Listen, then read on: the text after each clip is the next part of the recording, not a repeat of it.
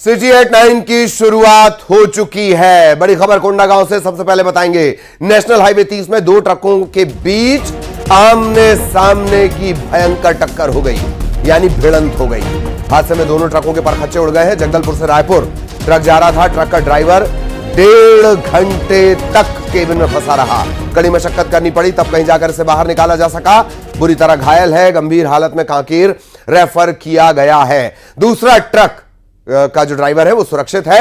केशकाल थाना इलाके के सिंगनपुर मेमन फ्यूल्स के पास ये हादसा हुआ है। जगदलपुर से रायपुर ये ट्रक जा रहे थे, तभी हादसे का शिकार हो गए।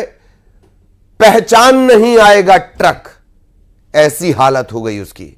इस तरह से परखच्चे उड़े।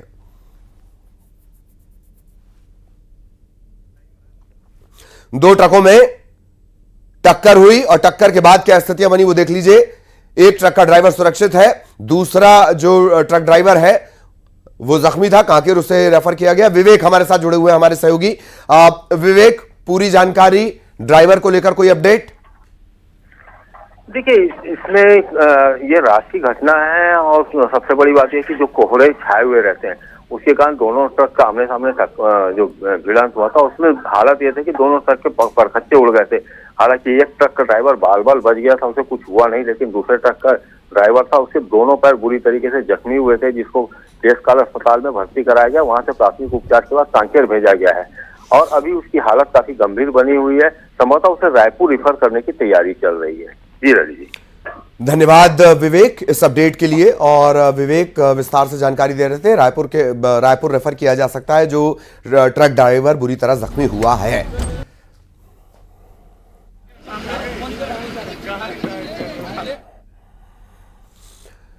इधर रायपुर में पुलिस और बदमाशों में हो गई है मुठभेड़। पैरोल पर आए आरोपी ने पुलिस पर हमला कर दिया। टिकरापारा में पुलिस टीम और बदमाश में मुठभेड़। बदमाश राजा बैझाड़ ने पुलिस टीम पर फायरिंग करने की कोशिश की। कट्टा लॉक हो गया, फायर हो नहीं सका और इसके बाद पुलिस टीम ने घेराबंदी कर बदमाश को गिरफ्तार कर लिया। इस घटना में पुलिस जवान घायल हुआ है। राजा बैझाड़ के पास से एक लोडेड कट्टा और चाकू बरामद किया गया है। यह रायपुर की घटना है। कुछ दिनों पहले ही दुर्ग में भिलाई में एनकाउंटर हुआ है एक बदमाश का, और अब रायपुर की ये तस्वीरें जहां एनकाउंटर जैसे हालात बन रहे थे। राजा बैझाड़ ये बदमाश है, पैरोल पर ही आया हुआ था, बावजूद इसके पुलिस टीम पर इसने हमला कर दिया।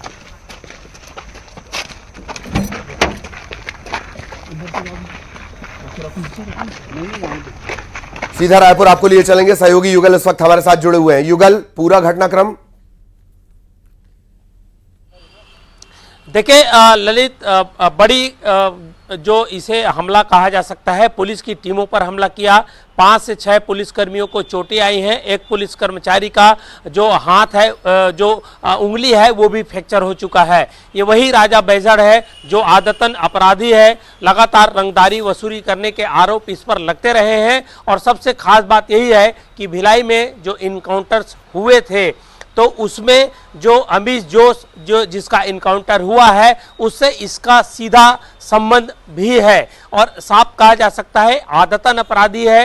हत्या के प्रयास सहित कई मामलों पर आधा दर्जन से अधिक जो मामले हैं वो इस पर दर्ज है और ये पैरोल पर बाहर आया हुआ था और यहाँ पर वो लगातार फरार चल रहा था। लगभग 6 महीने से फरार चल रहा था। पुलिस को इसकी सूचना मिली कि ये रंगदारी वसूल कर रहा है और इस तरह से आतंक मचा रहा है, तो पुलिस की टीम उसे गिरफ्तार करने पहुंची हुई थी, लेकिन अचानक ये पुलिस पर भी हमला करने लगा और चूंकि उसके पास एक चाकू था, एक लोडेड देसी कट्टा भी था, तो ऐसे में पुलिस अचानक से जब हमले हुए तो कई पुलिस कर्मचारियों को चोटें भी आई है और गनीमत यही रही है ललित की जो कट्टा लोड था वो चला नहीं क्योंकि वो लॉक था। तो ऐसे में पुलिस को जैसे ही मौका मिला इस आदतन आरोपी को दबोच लिया और उसके बाद उसे गिरफ्तार कर लिया है। फिलहाल टिकरापारा पुलिस अब उस पर कार्रवाई कर रही है क्योंकि कई गंभीर धाराओं के तहत इस पर गिरफ्तारी हुई। प्रोफेसर गैंग था जिस पर पुलिस ने कार्रवाई की, तो इसी के नाम से, इसी राजा बैझाड़ के नाम से इस गैंग के सदस्यों को जो है कट्टा मुहैया कराया गया था। तो कुल मिलाकर ये कहा जा सकता है एक बड़ी कार्रवाई है और एक मुठभेड़ होते होते बच गई। जी बिल्कुल बिल्कुल, ये आपने सही कहा कि एक मुठभेड़ होते होते बच गई तो कानून के लंबे हाथों में लेटा हुआ जा रहा है राजा बैझड़, तस्वीरों में नजर आ रहा है। युगल, बहुत धन्यवाद आपका इस तमाम अपडेट के लिए। युगल हमारे सहयोगी विस्तार से जानकारी दे रहे थे। अंबिकापुर लिए चलेंगे, बड़ी खबर, संदिग्ध कार मिलने से हड़कंप मच गया, कार ड्राइवर मौके से भाग गया। कोतवाली थाना इलाके के पहुना दुकान के पास यह संदिग्ध कार मिली है। पुलिस मौके पर पहुंच चुकी है, पड़ताल शुरू कर दी गई है। कोतवाली थाना इलाके में संदिग्ध कार मिली है, अंबिकापुर का पूरा मामला। संदिग्ध कार मिलने से हड़कंप मचा हुआ है, ड्राइवर कार छोड़कर फरार हो गया। कोतवाली थाना इलाके में पहुना दुकान के पास ये संदिग्ध कार मिली है। पुलिस पहुंच गई है। कार की अब देखा जाएगा कार किसकी है, किसने ये क्यों ड्राइवर यहां से फरार हुआ, ये सब बड़े सवाल जिनके जवाब तलाशेगी पुलिस।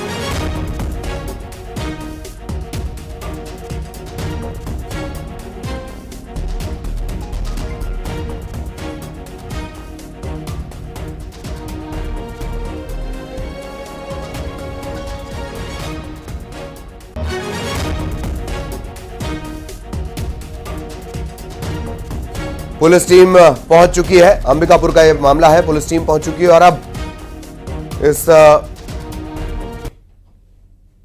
कार को लेकर जानकारी जुटाई जा रही है। न्यूज 18 मध्य प्रदेश छत्तीसगढ़ पर एक्सक्लूसिव तस्वीरें इस वक्त आप देख रहे हैं। संदिग्ध कार, अंबिकापुर का यह पूरा मामला है। मारुति की ये कार है, पीछे नाम भी लिखा हुआ है, नंबर प्लेट ये बता रही है कि निजी वाहन है, कमर्शियल वाहन नहीं है। श्रवण महंत हमारे साथ जुड़े हुए हैं। श्रवण, क्या वो पॉइंट्स हैं जो इस कार को संदिग्ध बना रहे हैं, क्या अपडेट है ये भी बताएं। श्रवण, देखिए, पुलिस 112 और पुलिस से जो है कोतवाली पुलिस वहां पर पहुंची थी और पॉइंट एसपी की तरफ से आया था कि एक संदिग्ध कार ब्लैक कलर की घूम रही है और जैसे ही वो वाहन पहुना जो मिशन चौक के पास पहुना दुकान के पास पहुंचती है, वैसे ही पुलिस की कार को देखकर वो कार चालक वहां से मौके से फरार हो जाता है और इसके बाद जो है घंटों उस कार को खोलने में पुलिस मशक्कत करती है।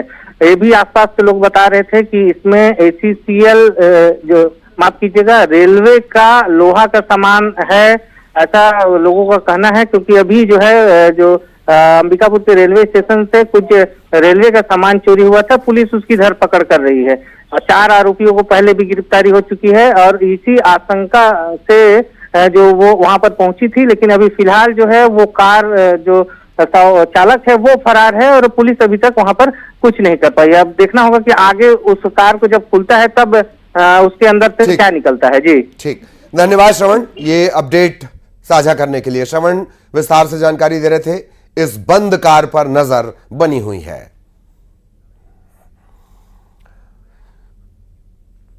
मध्य प्रदेश के किसानों से जुड़ी बड़ी खबर, MSP पर धान, ज्वार, बाजरा की उपार्जन नीति जारी कर दी गई है। 22 नवंबर से ज्वार और बाजरा की खरीदी हो जाएगी, 2 दिसंबर से धान की खरीदी की जाएगी। मंत्री गोविंद सिंह राजपूत ने अधिकारियों को निर्देश दे दिए हैं।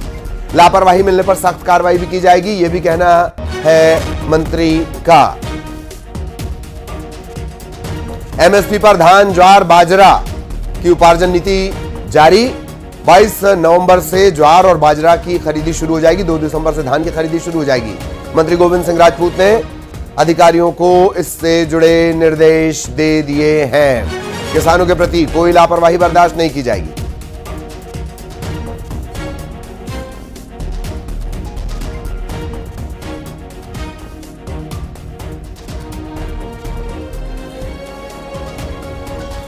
बाईस नवंबर से ज्वार और बाजरा की खरीदी शुरू कर दी जाएगी, 2 दिसंबर से धान की खरीदी होनी है। मध्य प्रदेश के किसानों से जुड़ा किसानों के लिहाज से बड़ी खबर। वासु हमारे सहयोगी इस वक्त हमारे साथ जुड़े हुए हैं, भोपाल आपको लिए चल रहे हैं। वासु, पूरी जानकारी विस्तार से। हाँ बिल्कुल, देखिए धान, ज्वार, बाजरा की जो खरीदी है समर्थन मूल्य पर वो 22 नवंबर से शुरू होगी और इसको लेकर जो तमाम तैयारियां करने के दिशा निर्देश हैं वो कृषि विभाग ने जारी कर दिए हैं। सभी जिलों को ये दिशा निर्देश जो हैं वो दिए गए हैं और जहां पर अधिक मात्रा में इन फसलों की जो पैदावार होती है वहां पर खास तौर पर ध्यान रखने को कहा गया है, ताकि किसानों को किसी तरीके की कोई दिक्कत ना हो, परेशानी ना हो, चाहे ऑनलाइन प्रोसेस की बात हो या फिर जो उपार्जन होगा उसको उसके स्टोरेज की बात हो। तो इन तमाम व्यवस्थाओं को बनाने की जो बात है वो कही गई है। मध्य प्रदेश सरकार लगातार इस बात का दावा करती है कि किसानों की सरकार है, किसानों को, कृषि को जो है बड़े फायदे का, लाभ का धंधा जो है बनाया जाएगा, किसानों की आय दोगुनी की जाएगी। और उस लिहाज से लगातार अब अलग अलग फसलों को समर्थन मूल्य पर खरीदने की जो सरकार है वो स्कीम्स लॉन्च कर रही है। इससे पहले हमने देखा कि श्री अन्न को लेकर भी समर्थन मूल्य पर जो है खरीदी की बात हुई। गेहूं, सोयाबीन और चने की खरीदी पहले से ही चल रही थी और अब जो ज्वार, बाजरा और धान है उसकी खरीदी भी जो है वो हो सकेगी। तो मध्य प्रदेश तमाम तरीके के जो ग्रेन्स होते हैं उनमें सरप्लस बने और मध्य प्रदेश का जो अनाज है वो पूरे देश भर में जाए, इसको लेकर भी सरकार लगातार प्रयास कर रही है। और फूड प्रोसेसिंग के क्षेत्र में भी आगे बढ़ सके उसको लेकर भी लगातार जो है वो प्रयास किए जा रहे हैं। तो बेसिकली जो सिस्टम्स होते हैं, जो उपार्जन से शुरू होते हैं, खरीदी से शुरू होते हैं, उससे लेकर फूड प्रोसेसिंग करना और उसको बाहर भेजने तक के जो पूरा एक सिस्टम है उसको प्रदेश के अंदर डेवलप करने का काम किया जा रहा है। लिहाजा देखना होगा सरकार की ये तमाम कोशिशें कितनी कारगर साबित होती हैं और विशेष तौर पर किसानों को कोई परेशानी ना हो, इसको लेकर एक सिस्टम डेवलप करने की आवश्यकता। जी बहुत धन्यवाद वासु आपका, लेकिन आप हमारे साथ बने रहें। एक और महत्वपूर्ण खबर को लेकर हम वासु से चर्चा करेंगे। यह महत्वपूर्ण खबर क्या है? देश का दिल बदल रहा है, मध्य प्रदेश बदल रहा है। कैसे बदल रहा है? मध्य प्रदेश में 3 जिले और 1 नया संभाग बन सकता है। निमाड़ को नया संभाग बनाया जा सकता है। अभी निमाड़ की काउंटिंग कहां होती है? अभी निमाड़ की काउंटिंग मालवा के साथ होती है। अभी 10 संभाग 55 जिले हैं। नर्मदापुरम के पिपरिया, सागर और बीना, सागर के बीना और विदिशा, यहां पर सिरोंज को नया जिला बनाया जा सकता है। जिला मुख्यालय को दूर बसे शहरों को जिला बनाया जा सकता है। मतलब जो मुख्यालय से दूर है उन्हें जिला बनाकर अलग किया जा सकता है ताकि मुख्यालय इजी एक्सेस हो जाए। प्रशासनिक इकाई पुनर्गठन आयोग इसी महीने बैठक कर इसकी रिपोर्ट सौंपने वाला है। हालांकि जनगणना का पेज भी शामिल है।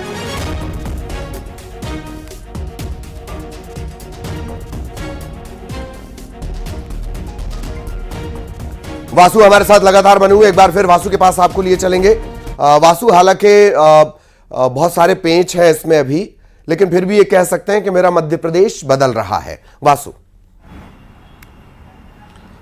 निश्चित तौर पर ललित जी, देखिए ये काम बहुत चुनौतीपूर्ण है, लेकिन इसे करना होगा। करना इसलिए ज़रूरी है क्योंकि कुछ दिन पूर्व ही मुख्यमंत्री ने निर्णय लिया, परिसीमन आयोग जो है वो मध्य प्रदेश में बनाया गया और जिसको एक टास्क दिया गया कि मध्य प्रदेश में जो जनता के काम है वो सहूलियत से हो सके। जिला मुख्यालय, संभागीय मुख्यालय जो है वो जनता के एक्सेस में हो। अभी प्रदेश की जो जोग्राफिकल कंडीशंस हैं उसके हिसाब से कई ऐसे जिले हैं जो काफ़ी क्षेत्रवार अगर देखा जाए तो काफ़ी बड़े हैं और फिर उनकी जो दूर दराज की तहसीलें हो जाती हैं वो जिला मुख्यालय से बहुत ज़्यादा दूर हो जाती है। एग्जाम्पल के तौर पर अगर आप देखें तो नर्मदापुरम की जो पिपरिया तहसील है, पिपरिया अपने आप में एक बड़ा शहर है, महत्वपूर्ण शहर है। पिपरिया की दाल आप भी जानते हैं, दिल्ली तक मशहूर है, लेकिन वो होशंगाबाद से, नर्मदापुरम से काफी दूर हो जाता है। यानी कि अगर पिपरिया के किसी दूर दराज के क्षेत्र के गांव के किसी व्यक्ति को अगर जिला मुख्यालय में, कलेक्टर कार्यालय में कोई काम है तो उसको अपना पूरा दिन वहां पर खपाना पड़ेगा और सेम डे अगर काम नहीं हुआ तो फिर उसको होशंगाबाद में स्टे भी करना पड़ सकता है या वो वापस आएगा और फिर दोबारा जाएगा। तो ये काफी ज्यादा पेचीदा और परेशानी वाला जो हो जाता है आम लोगों के लिए और इसलिए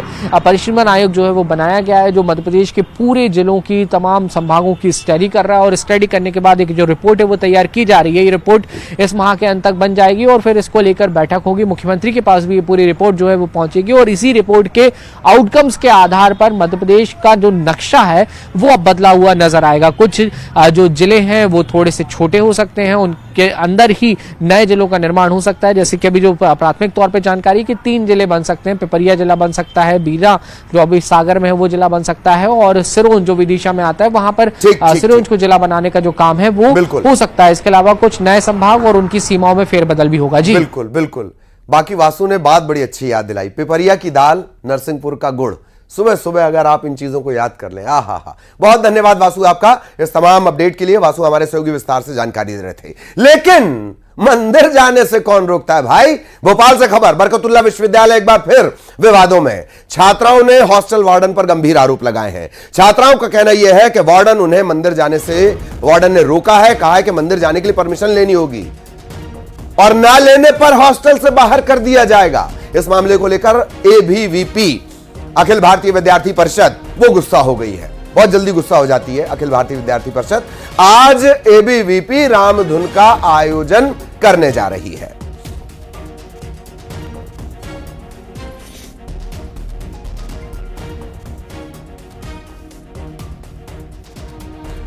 तो मंदिर जाने के लिए परमिशन लेने की बात सामने आ रही है, या तो परमिशन लो मंदिर जाने के लिए। बरकतुल्लाह यूनिवर्सिटी में मंदिर को लेकर यह बवाल मचा हुआ है। सवाल यह नहीं कि मंदिर की बात है, किसी और मजहब की बात है, सवाल यह अपनी आस्थाओं का मामला है। उसमें आप क्या करेंगे, कैसे परमिशन देंगे? वार्डन पर यह गंभीर आरोप लगे हैं, छात्राओं ने यह आरोप लगाए हैं मंदिर जाने को लेकर। और अब अखिल भारतीय विद्यार्थी परिषद एबीवीपी उसका कहना है कि वो रामधुन बजाएगी।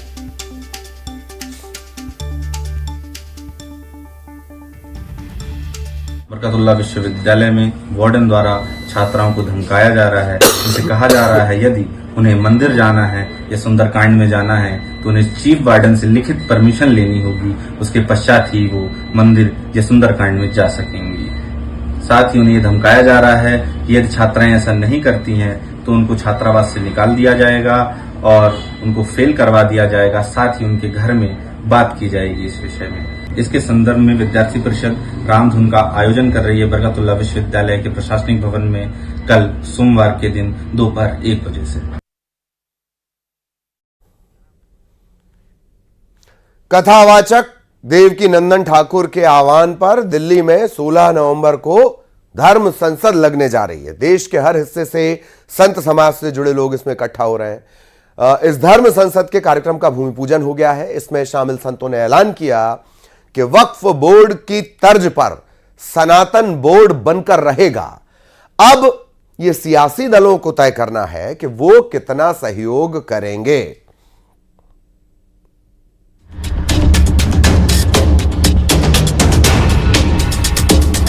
सनातनी करे पुकार, सनातन बोर्ड बने इस बार। दिल्ली में 16 नवंबर को धर्म संसद होने जा रही है। इस धर्म संसद में देश के कोने कोने से संत समाज के लोग इकट्ठा होंगे, जिसमें प्रमुख मुद्दा सनातन बोर्ड के गठन का रहने वाला है। दिल्ली में कार्यक्रम के लिए भूमि पूजन हुआ, जिसमें तमाम साधु संत शामिल हुए। ये बात अब से 75 साल पहले उठ जानी चाहिए थी, बन जाना चाहिए था, उठना नहीं, बन जाना चाहिए था। जब भारत पाकिस्तान के रूप में बांटा गया तो अपने आप में ही समझ जाना चाहिए कि भैया आप उधर संभालो, इधर हम संभाल रहे हैं। और यहाँ सनातन बोर्ड बनेगा, जिसमें सनातनी मंदिरों की देखभाल के लिए, व्यवस्थाओं के लिए, सनातन संस्कृति के लिए एक बोर्ड विशेष रूप से कार्य करेगा।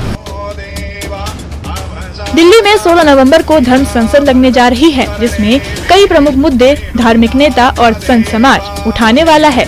इस विशाल धर्म संसद में मशहूर कथावाचक देवकी नंदन ठाकुर मौजूद रहेंगे। देवकी नंदन ठाकुर ने लोगों से धर्म संसद में पहुंचने का आह्वान किया है। तो हमें सनातन बोर्ड चाहिए ही चाहिए।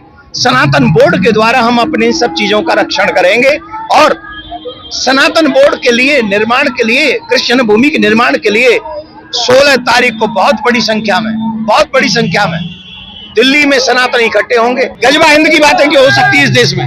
गजबा हिंद की नहीं, अगर इस हिंद में बात होगी तो सिर्फ भगवा हिंद की होगी, क्योंकि ये देश शुरू से, अब से नहीं, जब से भारत की पहचान है तब से भगवा ही रहा है।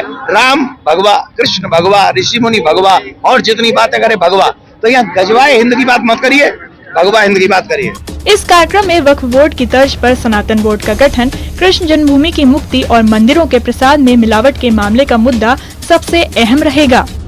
सनातन बोर्ड से ये फायदा होगा कि जो हिंदू के जितने हमारे हिंदुत्ववादी हैं, जो सनातन धर्मी हैं, उनको कल्याण होगा। जो गरीब हैं उनको भी इससे दिया जाएगा। और हमारे देवकी नंदन जी ने जो ये बीड़ा उठाया है, ये ऐसा बीड़ा तो बहुत पहले उठ जाना चाहिए था। भूमि पूजन कार्यक्रम में शामिल हुए संतों का कहना है कि आज के दौर में हमारी बहन बेटियां सुरक्षित नहीं हैं। हमारी संस्कृति, धर्म और यहां तक कि देवी देवता सुरक्षित नहीं हैं। ऐसे में सनातन बोर्ड बहुत जरूरी है। हर सनातनी करे पुकार, सनातन बोर्ड बनाए सरकार। भव्यता तो अगर सनातनी और सनातन धर्म संसद है, उसकी भव्यता का कोई, जैसे कुंभ होता है, कुंभ जैसा ही वातावरण यहाँ पर लगने वाला है। अगर 1 महीना बाद जो है प्रयागराज में कुंभ शुरू होने वाला है और उससे पहले जो है नवंबर में यहाँ पर जो है कुंभ लगने वाला है, तो ये सनातन कुंभ है। इस कुंभ में जो है सभी सनातनियों का आह्वान किया गया है और सभी लोग यहाँ पर पहुँचने वाले हैं। संतों का कहना है कि उन्होंने सनातन बोर्ड की मांग इसलिए भी उठाई है क्योंकि जितनी जमीन वक्फ बोर्ड ने हत्या कर रखी है, उतनी ही जमीन सनातन बोर्ड को भी देनी होगी। आज अक्षय नवमी के पावन पर्व पे जो नाम ही अक्षय है, first impression is the last impression, जिसकी प्रारंभिक अच्छी होती है उसका बाद भी अच्छा होता है। तो आज प्रारंभिक देखिए अक्षय नवमी के दिन इनका भूमि पूजन होने जा रहा है। आशा ही नहीं बल्कि पूर्ण विश्वास के साथ कहता हूं कि इस बार सनातन बोर्ड बनकर के रहेगा। हर हर महादेव। देश की संसद और एयरपोर्ट की जमीनें वक्फ बोर्ड की होने का दावा किया जा रहा है। संतों का कहना है कि हालात ऐसे ही रहे तो 10-12 साल बाद पूरे देश पर वक्फ बोर्ड अपना हक जताएगा। ऐसे में अब सनातन बोर्ड के मुद्दे पर राजनीतिक पार्टियों को जवाब देना होगा और समर्थन करना होगा। न्यूज़ 18 के लिए ब्यूरो रिपोर्ट। और अब टॉप 20।